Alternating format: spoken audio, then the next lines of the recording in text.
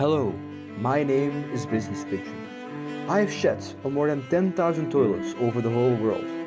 I have experienced the highs and the lows of going to the bathroom, and today I'm going to use my knowledge to help all of you. We're going to detail the math behind going to the toilet. At first, you may think, why? I know how to go to the toilet. Well, my uneducated friend, well, you might be right that you won't need math. But without Talos of Melate writing down that the diameter divides a circle in half, we wouldn't have relativity to it. You first need to define and write down the basics before you can handle more complex stuff, like this. The answer is 7, by the way. So yes, knowing the principles of basic toilet math will allow you to handle and cope with complex toilet situations, and also break space-time relativity. So, let's start.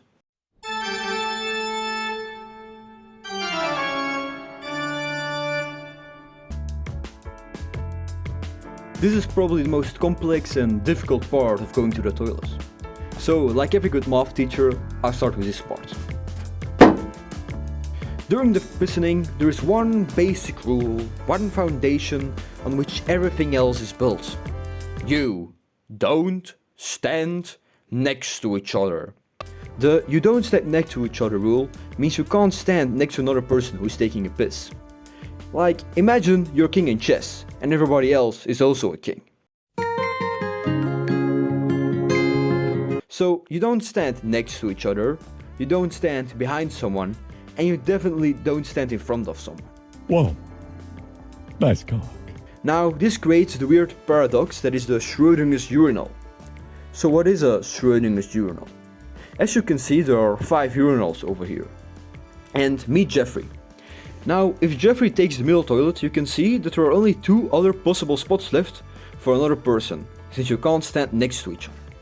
However, if Jeffrey takes this toilet, then there is only 1 more possible spot left, since you can't stand next to each other and the other 2 toilets on the right can only be occupied by 1 person. So, before Jeffrey takes a choice, it's unclear if there are in fact 2 or 3 urinals. So yeah, don't stand next to each other. However, like with every math rule, there are exceptions.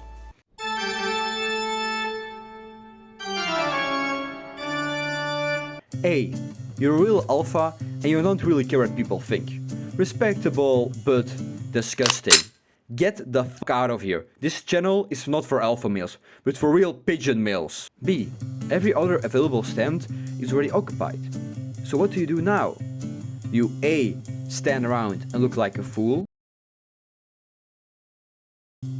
Or you go stand next to the person who is significantly smaller than you, thus proving that you are in fact the alpha. Taking a piss is just one step in asserting dominance. C. You are drunk. Then you just get a flat pass on all the rules. You don't even talk to your pissing buddy.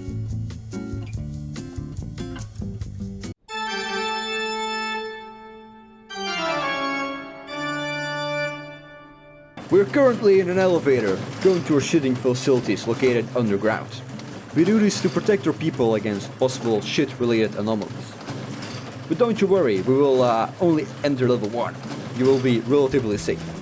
Just if you feel something crawling out of you while you're on the toilet, give me a little signal. Alright, looks like we've arrived. Now, look over there. There's a nice toilet. I need you to do one thing for me. Take a shit. So just come in, sit down, and you've made mistake number 1. Do you feel it? I bet you didn't really look down at the toilet before you sat down, and now you feel something wet, and it's not the best feeling, right? Yes, even when there are urinals, there are always, or you're in the ladies' bathroom, there are always these people, vile creatures that will just piss on the toilet seat.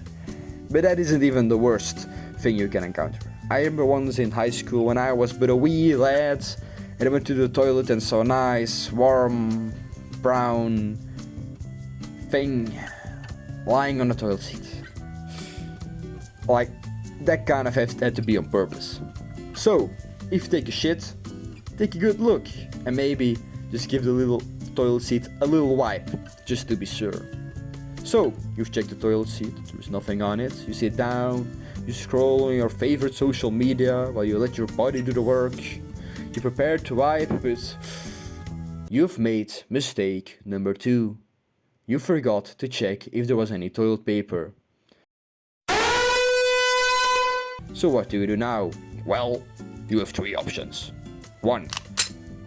Use a toilet roll and try to be conservative. Might work, but you might need to throw in some tissues. Low risk, low reward, you might need to resort to another option. B. Ask help. This can be very good, or you can have someone that helps you find a roll of toilet paper and give it to you, or that person can always be your sleep paralysis demon who has come to eat your soul, and I can tell you from experience that that's not a fun time.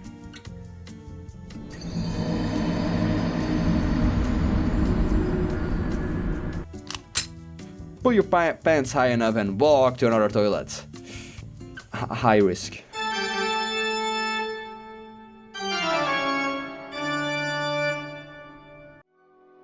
Good evening, ladies and gentlemen. I'm Francis Wazoo, a professor on the subject of toilet philosophy. For years, we have asked questions like, what is the meaning of life? Why do we go to the toilet? And what is the meaning of taking a shit? Is it just a mere biological process, or is there more? No, it's just a biological process to extract nutrients from your food, and basically every animal, even bacteria, do it. And it was also an easy way to trick monkeys just like you into watching this video. Thanks for watching.